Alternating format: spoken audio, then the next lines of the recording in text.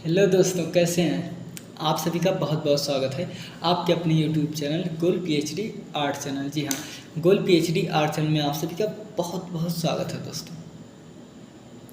आज हम और आप जिस विषय पर चर्चा करेंगे उसका नाम है कांगड़ा शैली की विशेषता।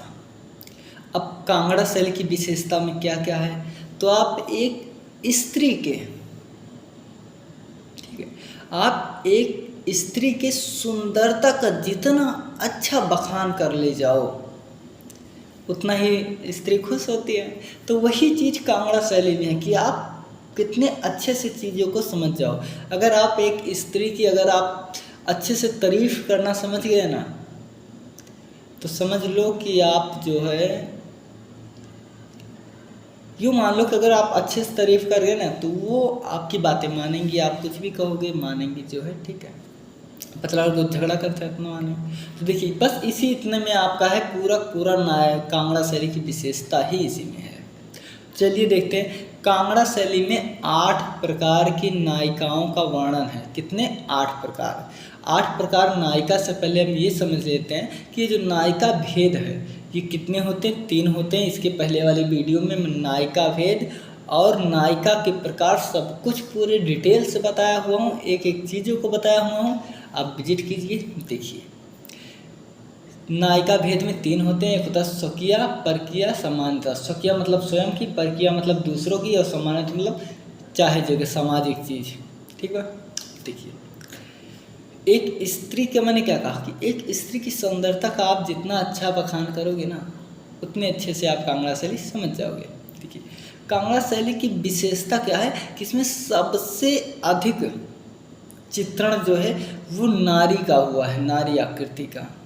पहला, ध्यान दीजिए, एक एक चीज़ में बोला, अगर नारी को आप सुंदरता पकड़ेंगे ना, तारीफ करने का तजुर्बा होगा ना, तो आप समझ जाएंगे। देखिए, पहली बात तो कांगड़ा शैली में सबसे अधिक जो है चित्रण हुआ है किसका? स्त्री का, ठीक है। दूसरा बात जो है, इसमें नारी आभूषण में या नारी आकृतियों को बहुत कोमलता पूर्वक बनाया गया है। देखिए, स्त्रियां कोमल होती ही हैं, होती है ना। अच्छा, आप किसी लड़की को देखो जो एकदम कठोर हो, नहीं देखोगे, लेकिन कोमल होंगी बहुत आराम से। अगर कोई बात भी हो जाती है ना तो रोने लगती है। मतलब कोमल हृदय से भी होती है और बाहरी स्वभाव से भी वो कोमल होती है। देखिए, पहला क्या है कि सबसे ज़्यादा स्त्री का चित्रण हुआ है। दूसरा, बहुत कोमल उन्हें दिखाया गया। क्या? बहुत कोमल दिखाया गया है। और देखिए, जगत जो कलाकार होगा जानेगा कोमलता कैसे आएगी। क्या आप सिर्फ एक कलर ऐसे ऐसे पोत देने से कोमलता आएगी? नहीं। और जब आप रंग के टोन्स बनाओगे तब आएगी। पतला का देखो, फेस में यहाँ उभार देना होता है तो यहाँ रंग का रंग दूसरा है, यहाँ का रंग दूसरा है, ठीक है। यहाँ का रंग देखो दूसरा है, यहाँ का दूसरा है। तो यही चीज़ है। अगर हमें एक ही कलर से किसी व्यक्ति को पोत दो या रंग दो तो क्या वो उतना प्रलोभित होगा, उतना आकर्षणपूर्ण होगा? कभी नहीं होगा। लेकिन वही अगर छोटी छोटी बारीकियों को ध्यान दोगी तो बहुत ही आकर्षण होगा। अब इसी तरह स्त्रियों को जो है, मैंने क्या बताया, पहला नंबर सबसे अधिक स्त्री का अंकन हुआ है। दूसरा नंबर स्त्री की कोमलता को ध्यान में दिया गया है। और तीसरा नंबर, देखिए, जब लड़की अच्छी होगी तो आकर्षण तो होगा ही, लगाव तो होगा ही, उसकी तरफ खींचोगे, अट्रैक्शन तो होगा ही। तो यहाँ तीसरी बात कि यहाँ की स्त्री का जो चित्रण हुआ है उसमें रस निष्पत्ति है। क्या रस है, भाव है। आप देखोगे उसमें भंगिमाएँ हैं। और जो रेखांकन किया गया है ये बहुत कोमल और बारीकी रेखा से बनाया गया है। बिल्कुल बहुत कोमल और बारीकियों से जो है दर्शाया गया है। और आकर्षण और रोचक पूर्वक इसको सफल बनाया गया है। क्या? देखिए, जब आप टोन से लगा के चित्र बनाओगे तो बारीकियां देना पड़ेगा, सब कुछ बहुत अच्छा तब आएगा। तो यही बहुत सफलतापूर्वक और रोचक पूर्वक यहाँ पर चित्रण हुआ है किसकी? नायिका का। नायिका मतलब स्त्री की। अब इसके बाद यहाँ जो हाशिए बने हैं चित्र में, बॉर्डर जो होता है ना, बॉर्डर जो बने हैं वो साधारण और अलंकृत दोनों बने हैं। बिल्कुल, यहाँ पर साधारण भी बना है और अलंकृत भी बना है, लेकिन यहाँ पर जो वर्षा होती दिखाई गई है, क्या वर्षा, देखिए आप लोग भी देखते होंगे जब तेज बारिश होती है तो सीधे बूंद जो है पानी की ऐसे सीधे टपकती है, लेकिन वही जब हल्की हल्की फुहारे जैसी चलती है ना, तो इस साइड से पड़ेगा ना, इस साइड को ऐसे जाएगा या इस साइड से इस साइड को चलेगा, ऐसे हवा के साथ ही वो पानी चलती रहती है। लेकिन वहीं जब तेजी से वर्षा होती है तो सीधे जो है सीधे पानी आकर टप टप टप टप गिरती है ना। तो यहाँ पर ये भी अंकन किया गया है। और यहाँ जो ब्रिज है, ब्रिज हमारे जो है कान्हा जी, ठीक है, यहाँ पर ब्रिज के कवियों के अनुसार कांगड़ा शैली का चित्रण बहुत श्रेष्ठ ढंग से किया गया है। अब बताइए, अगर एक स्त्री है वो किसी एक कमरे में बंद है तो क्या वो खूबसूरत लगेगी, अच्छी लगेगी? नहीं। लेकिन वही स्त्री अगर प्रकृति की गोद में चली जाएगी, जहाँ पर जो है चिड़िए कल कल की आवाज़ कर रहे हों, सूर्योदय का एकदम लालिमा भरा हुआ दृश्य हो, सूर्य की किरणें जब पत्तियों पर पड़ती हो, रंग बिरंगी हो, और जो वातावरण हो, हवा चल रहा हो, हल्की हल्की हवा चल रही हो, और उस स्त्री के बाल जो है वो उड़ रहे हों, ऐसे हवा में उड़ रहे हों, ये ना कल्पना, अच्छा लगा ना? तो वहाँ पर तब और अच्छा लगेगा।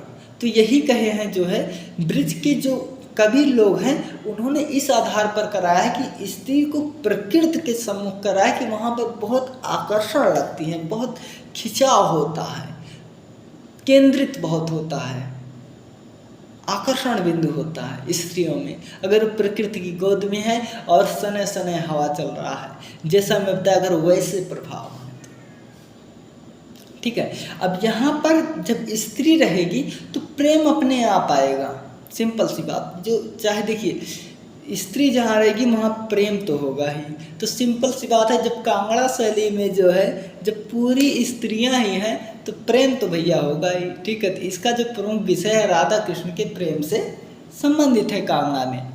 अब आप सुनेंगे MS रंधावा जी हैं, कौन? MS रंधावा जी ने कहा कि कांगड़ा शैली में संगीतमयी, ठीक है, संगीतमयी के अलावा कुछ भी नहीं है भाई। यहाँ पर जो चित्रण है एकदम संगीत से परिपूर्ण है, ठीक है। अब आप जैसे कोई स्त्री देखते हो या ऐसा कुछ, तो मन में अच्छे अच्छे गाने आने लगते ही है, रोमांटिक गाने अच्छे अच्छे, ठीक है। तो यही सब देखिए, आप अपनी तरह से सोचो, चीज़ों को बहुत अच्छे से समझोगे। तो यहाँ पर जब नारी का चित्रण हुआ है, तो जब नारी रहेगा तो प्रेम रहेगा, और जब प्रेम आपको हो जाएगा तो आप दिन रात जो है गाना गाओगे, लाल जी बट्टे वाली इतना नाम तो बता, ठीक है। हाँ, तो जब प्रेम होगा तो उसमें जो है गाना गाना ये सब स्वाभाविक सी बात है। आपको शायरी याद आएगा, गाना याद आएगा, उसकी जुल्फों को काली घटा के जैसे लिखोगे, होंठ पंखुड़े के जैसे लिखोगे, जैसे कभी लोग जो है करते आते हैं, ठीक है। और यहाँ पर कांगड़ा शैली को रंगों का काव्य कहा गया है, बिल्कुल, कांगड़ा शैली को रंगों का काव्य कहा गया है। अब हमारे एक है आनंद कुमार स्वामी जी, कला समीक्षक है आनंद कुमार स्वामी जी, ये श्रीलंका के हैं, ठीक है। आनंद कुमार स्वामी जी क्या कहते हैं कि जो महत्व चीन की कला के लैंडस्केप में जो महत्व है, लैंडस्केप मतलब दृश्य चित्र, प्रकृति का चित्रण ये समझ लीजिए, ठीक है। इन्होंने कहा कि जो महत्व चीन के प्रकृति के चित्रण में है, वही महत्व कांगड़ा शैली में प्रेम के चित्रों में दिखाई देती है। क्या? वही महत्व प्रेम के चित्रों में दिखाई देती है। इसके बाद आपके हैं लांस बिनियन, कौन? लांस बिनियन जी कहते हैं कि यूनान और जापान के श्रेष्ठ चित्रों की तुलना, देखिए जापान और यूनान के श्रेष्ठ चित्रों की तुलना जो है कांगड़ा शैली के चित्रों से की जाती है। किससे? कांगड़ा शैली के चित्रों से की जाती है। उसके बाद यहाँ पर जो है इसमें इतनी मिठास है, हाँ, कांगड़ा शैली में इतनी मिठास है जितनी कि ब्रिटेन के एक गायक हैं जिसका नाम है बैड्रेल। क्या बैड्रेल? तो यहाँ इन्होंने कहा है कि इस कांगड़ा शैली में इतनी मधुरता है, इतनी मिठास है कि जैसे विदेश के गायक उनकी कविताओं में बैड्रेल का हो। तो ये रहा आपका कांगड़ा शैली की विशेषता। ठीक है दोस्तों, एक दो बार देख लीजिएगा, स्त्री का आप बखान कर दो, कांगड़ा शैली आपका खत्म। Take care.